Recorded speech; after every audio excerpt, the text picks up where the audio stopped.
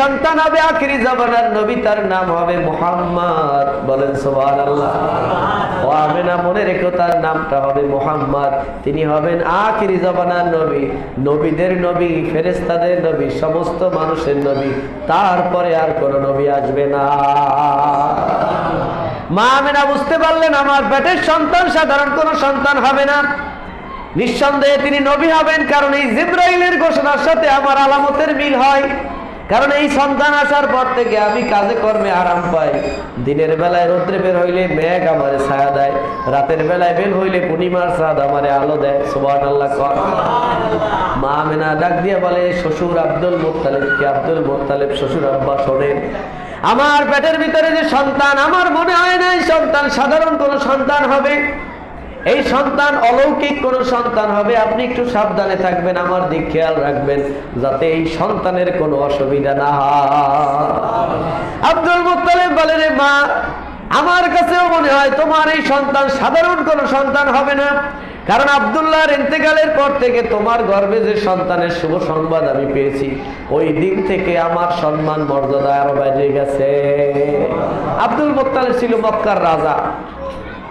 মা আমিনাকে বলতেছে, Abdul Muttalib, মা আমিনা শোনো, আমার এই নাতি যে অলৌকিক নাতি হবে তা আমি প্রমাণ পেয়েছি।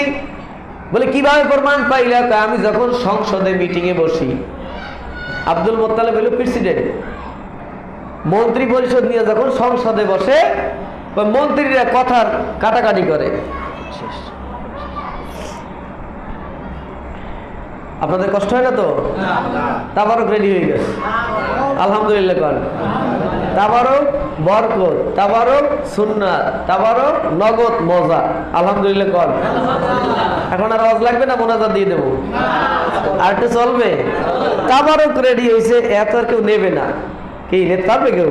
কি এটা নেবে? এরা দেখবো না, তাবারকগুলোই বলে যেতে পারবে না ইনশাআল্লাহ। কিন্তু আমরা একটু আওয়াজ শুনি, কি করেন? নবীর কথা তো, এটা শুনলে বরকত নাজিল হইতে থাকে। সুবহানাল্লাহ বলেন। আব্দুল মুত্তালিব বলে, মা আমিনা, তোমার কথা ঠিক।